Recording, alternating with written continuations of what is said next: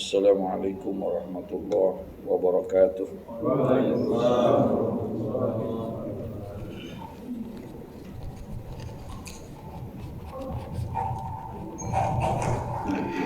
Bismillahirrahmanirrahim. Alhamdulillahi rabbil alamin. Wassalatu wassalamu ala asrafil anbiya'i wal mursalin Sayyidina wa habibina wa safiina wa maulana Muhammadin wa ala alihi wa sahbihi ajma'in. Amma ba'du, qala Allah ta'ala fi kitabihil karim wa huwa asdaqul qailin. Rabbi shrah li sadri wa yassir li amri wahlul 'uqdatam min lisani yafqahu qawli. Rabbi yassir wa la tu'assir, Rabbi tammim bi khair, subhanaka la ilma lana illa ma 'allamtana innaka antal alimul hakim, wa la haula wa la quwwata illa billahil aliyil azim. Para jamaah, Bapak Ibu hadirin sekalian yang berbahagia, alhamdulillah, summa alhamdulillah, kembali kita memanjatkan puji dan syukur kita kehadirat Allah atas segala nikmat dan karunia yang telah Allah berikan kepada kita. Dan satu di antara nikmat itu, Allah izinkan kita untuk bisa kembali bersilaturahim di dalam satu majlis yang insya Allah majlis ini penuh dengan rahmat dan barakah Allah Subhanahu wa ta'ala. Dan mudah-mudahan apa yang sudah kita lakukan dan kita laksanakan insya Allah akan mendapatkan ganjaran dan pahala dari Allah Subhanahu wa ta'ala. Mari sama-sama kita lanjuti kajian daripada hadis kita, yakni yang kita ambil dari kitab Mukhtarul Ahadis An-Nabawiyah, di mana Rasulullah Shallallahu Alaihi Wasallam beliau bersabda, qala Rasulullah Shallallahu Alaihi Wasallam, atani atin min indi Rabbi azza wa jalla, faqala man shalla alaika min ummatika salatan kataballahu lahu biha asra hasanatin wa maha anhu asra sayiatin wa rafa'a lahu asra darajatin wa radda alaihi mislaha.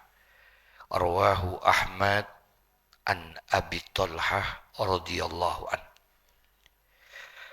Hadis selanjutnya, yakni hadis yang diriwayatkan oleh Imam Ahmad.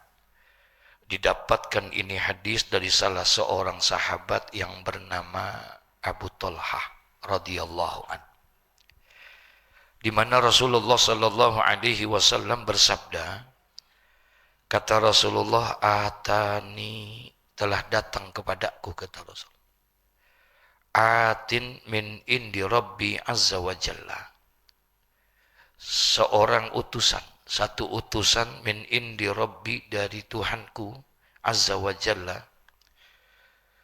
Tuhan yang maha mulia dan maha agung. Jadi satu hari ada satu utusan datang kepada Nabi Muhammad. Yang dimaksud di sini adalah malaikat Jibril alaihissalam.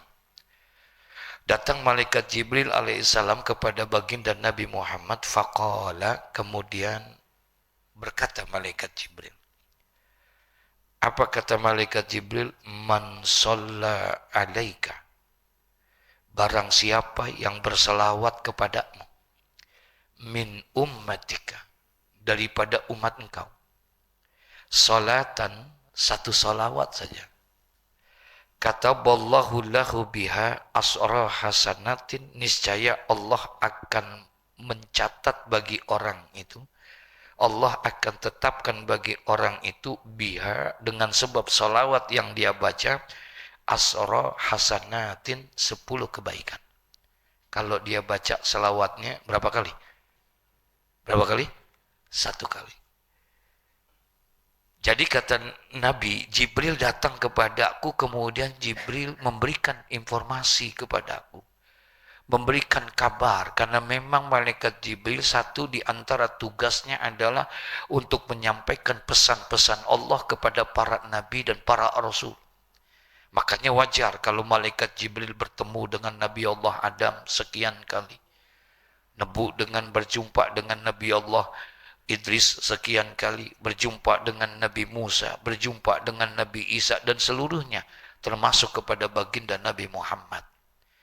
Nah, ketika berjumpa dengan Nabi Muhammad, faqala, kemudian Jibril bilang, kata malaikat Jibril, man shalla alaika, barang siapa yang bersolawat kepadamu ya Rasulullah, min ummatika, daripada umat engkau, salatan, satu solawat saja, kata ballahu lahu biha, niscaya Allah akan menuliskan bagi dia, Allah akan catat dan Allah akan tetapkan bagi orang yang baca selawat itu, biha, dengan sebab selawatnya itu, asra hasanatin, 10 kebaikan. Kalau dia baca satu selawat. Wa maha anhu asra sayiatin. Bahkan bukan hanya sekedar Allah catat 10 kebaikan buat dia, tapi Allah hapuskan 10 kesalahan yang sudah dia lakukan. Berkat sholawat yang dia baca berapa kali? Sekali.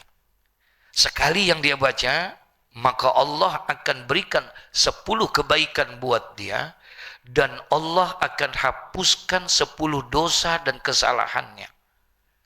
Wa rafa'alahu, dan bahkan enggak sampai di situ, kata malaikat Jibril, wa rafa'alahu, niscaya akan diangkat bagi orang itu dengan sebab sholawat yang dia baca, asra darajatin, 10 derajat tingkatan Allah muliakan dia. Masya Allah. Ini kemuliaan dan keberkahan dari membaca apa nih? Sholawat kepada Nabi Muhammad. Jadi salawat kepada Nabi Muhammad adalah perintah. Namun ulama mencoba memberikan perhatian kepada kita bahwa ternyata hukum membaca salawat itu berbeda-beda. Ada salawat itu jadi wajib hukumnya, membaca salawat. Ada yang sunnah, ada yang makruh, bahkan ada yang haram membaca salawat. Kapan salawat itu jadi wajib kita baca? Yakni indas sholah, ketika melaksanakan salat.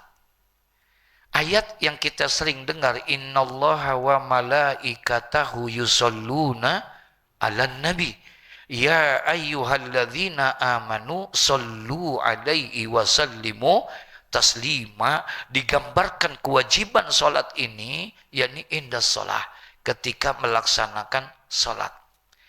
Kapan? Yaitu ketika membaca tasyahud akhir. Tasyahud akhir. Sebab nanti dalam sembahyang ada yang tasyahud awal dan tasyahud akhir.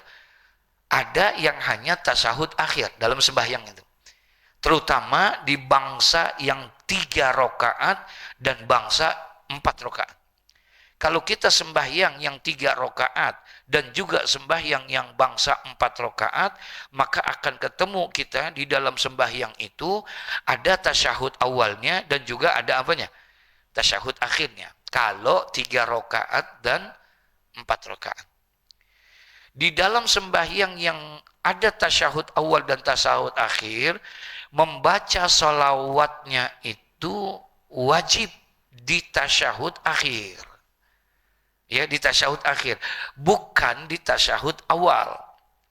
Kalau di tasyahud awal tuh waktu kita duduk 2 rakaat, at-tahiyyatul mubarakatus sholawatut thayyibatu lillah.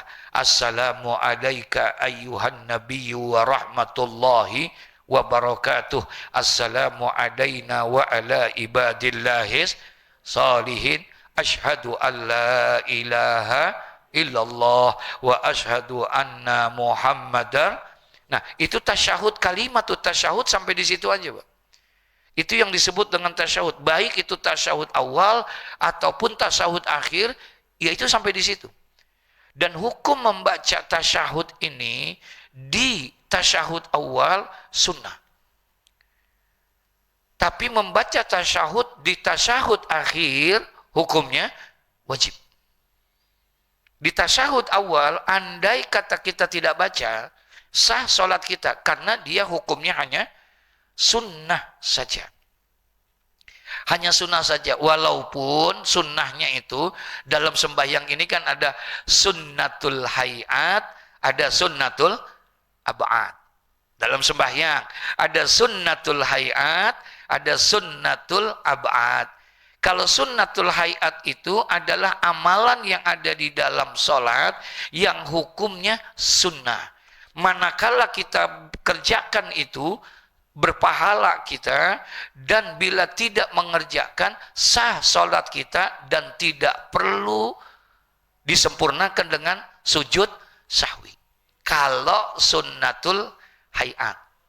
Mana contohnya? Misalnya angkat tangan dalam sembahyang. Waktu kita sembahyang, tangan kita diangkat nggak? Ya, terutama waktu lagi ada 4 tempat yang kita disunnahkan angkat tangan, Pak, dalam sembahyang. Yang pertama, inda takbiratul ihram, ketika kita takbiratul ihram.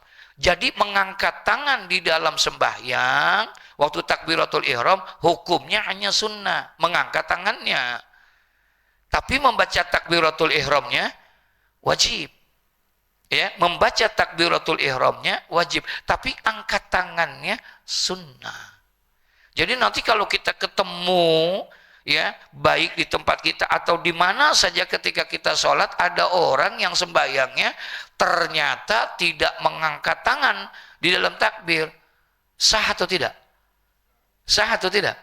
Sah. Nanti kita ketemu, Pak, satu masa, apalagi kalau kita sembahyang di Masjidil Haram, apalagi kalau kita sembahyang di Masjid Nabawi.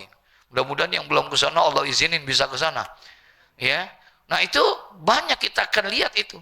Praktek-praktek yang seperti itu, terutama mereka yang dari timur tengah sana bermadhab kepada madhab Imam Maliki, mereka tidak mengangkat tangannya. Jadi mengangkat tangan di dalam sholat ya hukumnya hanya sunnah saja. Pertama ketika takbir, takbiratul ihram maksudnya. Yang kedua indah ruku, ketika dia mau ruku, misalnya lakum dinukum waniyadin, kemudian ruku, Allah, diangkat tangannya, Allahu Akbar, sunnah juga, angkat tangan waktu mau ruku. Yang ketiga, sunnah mengangkat tangan indal i'tidal, ketika bangun dari ruku. Subhana rabbiyal azimi wa bihamdi, subhana rabbiyal azimi wa bihamdi, subhana rabbiyal azimi wa bihamdi, sami'allahu liman hamidah, angkat lagi. Sunnah menurut Imam Syafi'i. Yang keempat, yaitu ketika bangun dari tasyahud awal, dari rakaat yang kedua tasyahud awal mau naik rakaat yang ketiga, Allahu Akbar, diangkat lagi tangannya. Hanya 4 ini saja menurut mazhab Syafi'i yang sunnah mengangkat tangan. Jadi itu adalah sunnatul hayat. Tapi ada lagi sunnatul ab'ad, yang apabila dikerjakan maka berpahala dia, tidak dikerjakan tidak berdosa dan sah sholatnya, namun harus disempurnakan dengan apa? Sujud sahwi. Di antaranya baca tasyahud, di tasyahud awal, duduk dalam tasyahud awal, termasuk membaca sholawat kepada Nabi Muhammad, juga adalah sunnatul ab'ad dalam tasyahud awal, bukan dalam tasyahud akhir. Kalau dalam tasyahud akhir, di rakaat yang terakhir, membaca tasyahudnya wajib, duduknya wajib, bahkan membaca sholawat kepada Nabi Muhammad juga hukumnya apa? Wajib di situ kepada Nabi Muhammad. Nah, jadi membaca sholawat bisa jadi wajib hukumnya. Kapan? Ketika lagi sholat. Ada sholawat yang hukumnya makruh. Makruh membaca sholawat. Kok makruh? Iya. Karena dia membacanya bukan di tempat yang layak, bukan di tempat yang pantas, bahkan tempat yang penuh najis dan kotoran. Misalnya di kamar mandi misalnya, ya. Maka makro kita berzikir, menyebut lafaz Allah dan juga kita bersolawat kepada Nabi di tempat yang seperti itu dihukumkan makro kita. Bisa juga sholawat ternyata hukumnya haram, berdosa kalau kita baca itu. Kapan? Ketika sedang berbuat maksiat. Lagi berbuat maksiat, baca apa? Sholawat. Ya, kebangetan soleh. Jadi pas lagi berbuat maksiat, mau banting kartu, Allahumma sholli ala sayyidina, biar berkah kata dia. Astagfirullahaladzim. Nah itu haram hukumnya. Tapi ternyata kita dianjurkan dan disunnahkan kita untuk membaca sholawat. Kenapa? Ada anjuran dari Nabi Sallallahu Alaihi Wasallam ketika malaikat Jibril Alaihissalam, kata Nabi, atani atin min indi Rabbi Azza wa Jalla, telah datang kepadaku, kata Rasulullah. Siapa? Atin, satu utusan dari Allahu Rabbul Alamin. Maksudnya malaikat Jibril. Datang malaikat Jibril kepada baginda Nabi Muhammad. Faqala, kemudian malaikat Jibril bilang, memberikan sebuah informasi, salam dari Allah kepada Nabi Muhammad. Apa katanya? Ya Muhammad, man shalla alaika, barang siapa yang bersolawat kepadamu. Barang siapa yang bersolawat kepadamu. Siapa maksudnya? Min ummatika, daripada umatmu. Daripada umatmu. Sebab umat yang lain pun juga membaca solawat kepada Nabi Muhammad Sallallahu Alaihi Wasallam. Banyak, jangankan para umat, Nabi terdahulu pun banyak yang bersolawat kepada Nabi Muhammad. Nabi Allah Adam, ketika dia ingin bertobat kepada Allah, dia bertawasul dan menyebut serta bersalawat kepada siapa? Nabi Muhammad. Baru diampuni dosanya oleh Allah. Jadi banyak orang-orang yang membaca salawat. Malah dulu ada kisah, Pak. Ada kisah di dalam kitab, ada kitab namanya Irsyadul Ibad ila Sabili Rasyad. Dikarang oleh Syekh Zainuddin Al-Malibari. Itu di dalam kitab itu diceritakan di zaman Nabi Allah Musa alaihissalam. Di zaman Nabi Allah Musa alaihissalam, ternyata di zaman itu ada seorang anak muda. Ada seorang anak muda yang kehidupannya selalu berbuat dosa dan berbuat maksiat. Kisah ini bisa dilihat. Ada kitab klasik namanya Irsyadul Ibad ila Sabili Rasyad. Dikarang oleh seorang ahli hadis yang bernama Syekh Zainuddin Al-Malibari. Nah di dalam kitab itu diceritain tentang satu kisah yang terjadi di zaman Nabi Musa. Ini anak muda tukang berbuat dosa, tukang berbuat maksiat. Tidak ada ini kecuali adalah berbuat dosa dan maksiat. Ya. Nah itu kelakuan anak muda yang suka berbuat ini. Ini meresahkan masyarakat, meresahkan warga. Termasuk meresahkan Nabi Musa. Karena anak ini selalu berbuat ulah, selalu berbuat dosa. Dia zina, dia judi, dia macam-macam perbuatan dosa. Umurnya pendek. Kemudian meninggal dunia anak muda ini. Ketika anak muda ini meninggal dunia, maka musyawarahlah itu Nabi Musa dengan para warganya itu, para umatnya ini. Bagaimana menyikapi daripada anak muda yang tukang berbuat dosa dan berbuat maksiat ini? Bagaimana kita sikap ini? Perlukah kita hormati dia? Ataukah mungkin kita lemparkan saja ke laut? Karena tidak ada nilai dan ada manfaatnya. Lebih baik kita buang saja. Nggak repot-repot kita. Akhirnya sepakat. Disepakatilah bahwa anak muda ini akan dilemparkan saja. Dibuang ke sungai Nil, selesai. Kita nggak repot mandiin, kita nggak repot kafanin, nggak repot nguburin. Ya, salatul janazahnya belum ada karena syariat salatul janazah itu adanya di zaman baginda Nabi kita Muhammad sallallahu alaihi wasallam. Nah, ketika pada saat itu sepakat pengen membuang anak muda ini ke laut. Tapi apa yang terjadi ketika Nabi Musa akan melemparkan jenazah ini ke laut, tiba-tiba Allah berpesan, memberikan wahyu kepada Nabi Musa. Apa kata Allah kepada Nabi Musa? Mandikan jenazah itu, kafankan dan kuburkan jenazah itu. Kata Nabi Musa, ya Rabb, kami tidak mau untuk menghormati dia. Ini hamba-Mu yang tukang maksiat. Dia selalu berbuat dosa dan berbuat maksiat. Dia nggak pernah taat menjalankan perintah-perintahku dan tidak pernah taat menjalankan perintah-Mu. Dia selalu ingkar terhadap perbuatan-perbuatan kebaikan. Jadi untuk apa kami menghormatinya? Biarkan kami lemparkan jenazah ini ke laut. Allah bilang lagi sama dia, kepada Musa, apa kata Allah? Ya Musa, mandikan jenazah itu. Kafankan dan kuburkan jenazah itu. 3 kali Allah perintahkan itu. Berarti jenazah itu, mohon maaf, dihormatin tidak sama Allah? Berarti jenazah itu dihormatin nggak? Iya. Sama Allah disuruh. Padahal Nabi Musa dan umatnya tidak mau menghormatin dia. Akhirnya karena Allah sudah perintahkan beberapa kali, akhirnya dimandikanlah, dikafankan dan dikuburkan. Selesai dikuburkan, kemudian Nabi Musa berdialog dengan Allah. Karena Nabi Musa ini punya julukan Kalimullah. Bisa berkomunikasi langsung kepada Allah.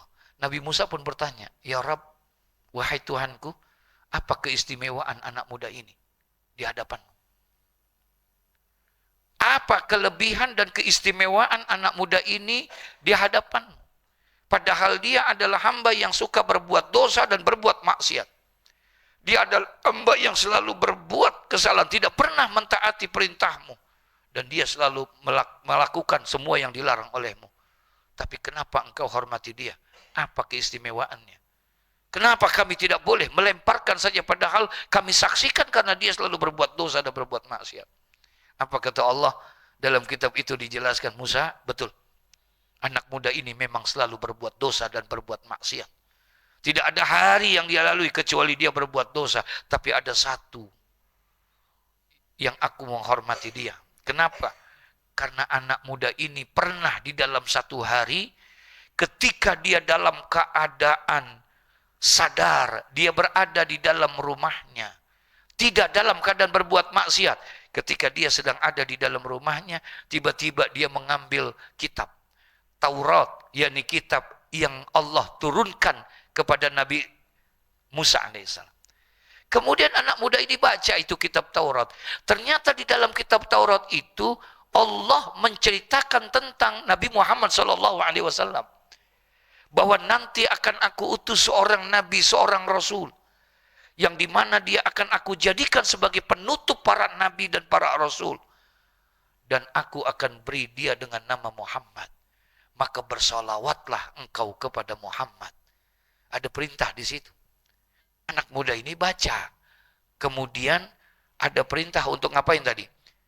Bersolat. Kemudian anak muda itu baca, Allahumma sholli ala Muhammad wa ala ali Muhammad.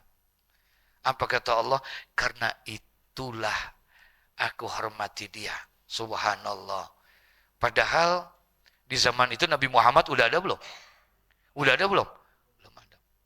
Dan ini yang baca umatnya Nabi Muhammad apa umatnya Nabi Musa? Umatnya Nabi Musa.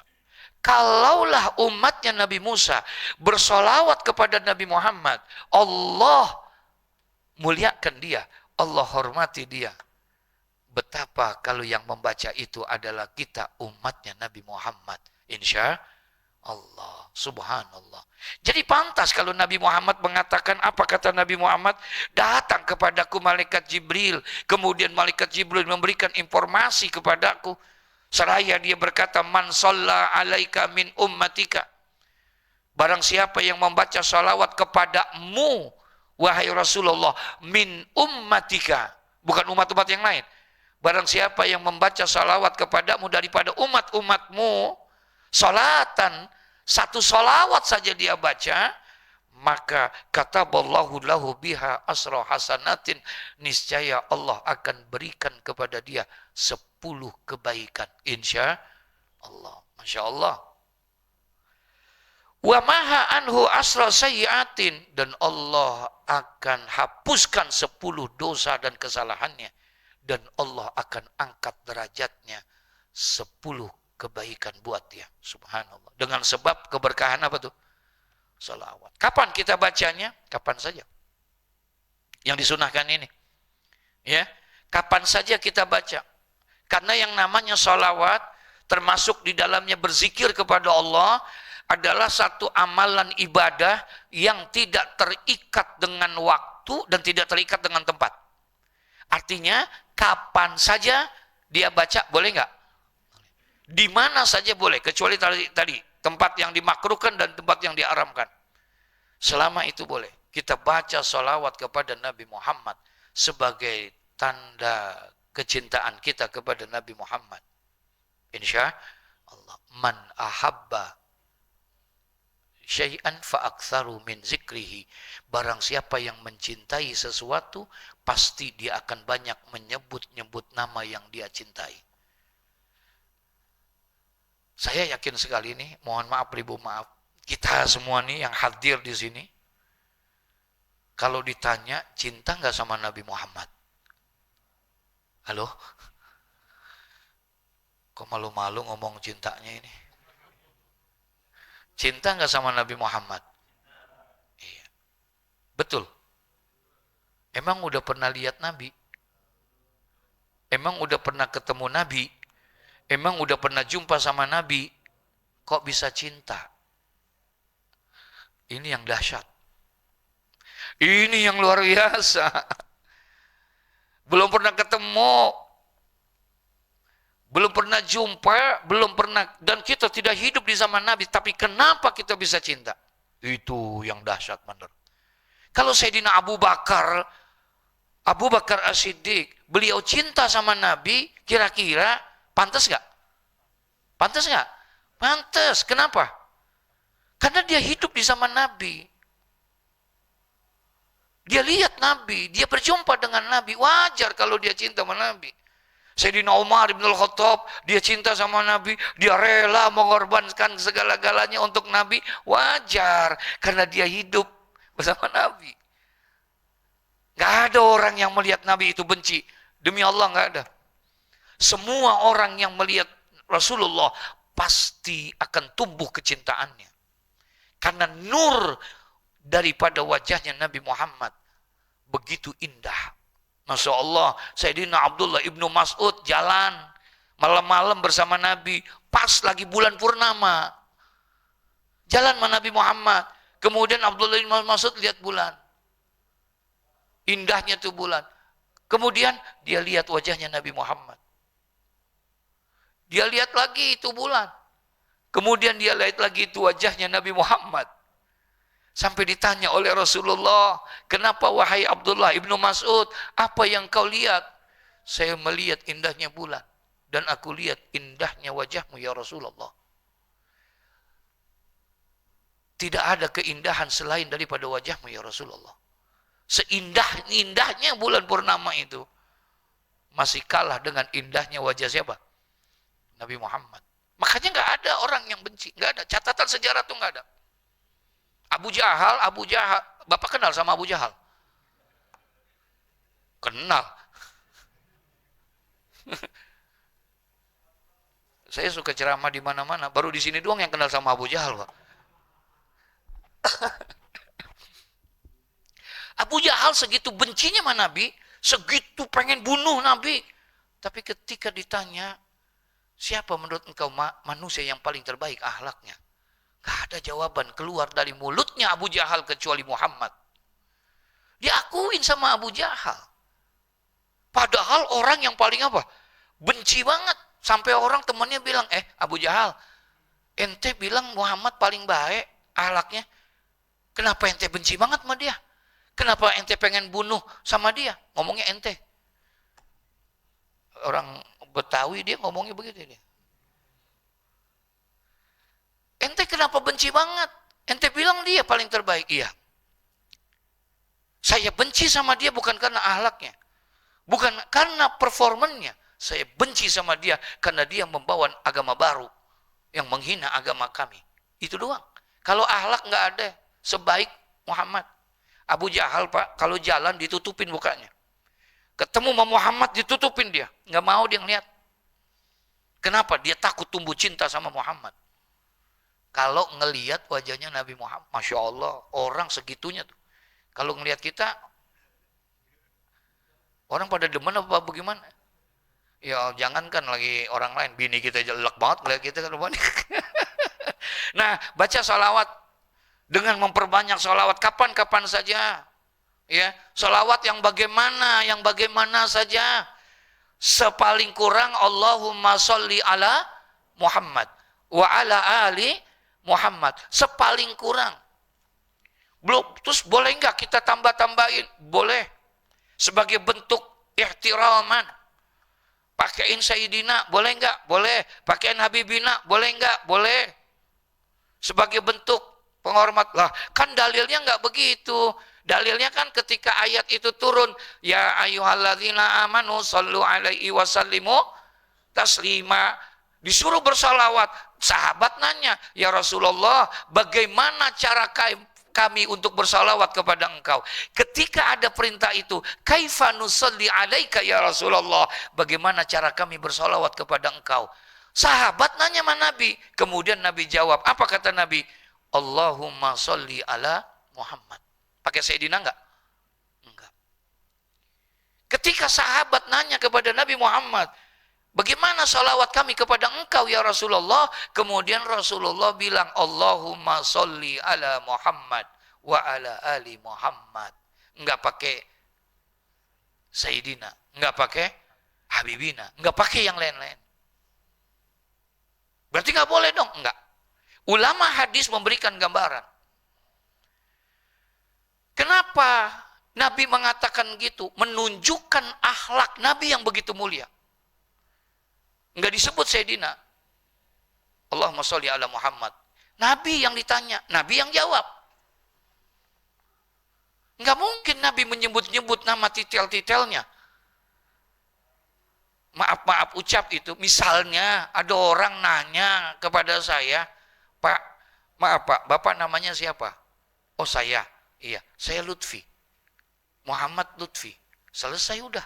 Begitu enggak? Halo? Assalamualaikum. Ditanya saya begitu. Pasti jawabnya begitu. Lutfi. Nama saya Muhammad Lutfi. Selesai. Bapak akan punya pandangan jelek sama saya. Kalau seandainya Bapak tanya sama saya, Pak, mohon maaf. Nama Bapak siapa Pak? Nama saya. Oh, nama saya Al-Mukarram wal Muhtaram Dr. Andas Kiai Haji Muhammad Lutfi Zawawi. Bapak bilang apa kira-kira? Lagu amat sih lo. Sampai segitunya. Begitu enggak? Iya. Tapi kalau seandainya ada orang yang menyebut itu, boleh enggak? Ahlan wa sahlan wa marhaban, selamat datang. Kami ucapkan kepada Profesor Kiai Haji Roma Irama. Wah.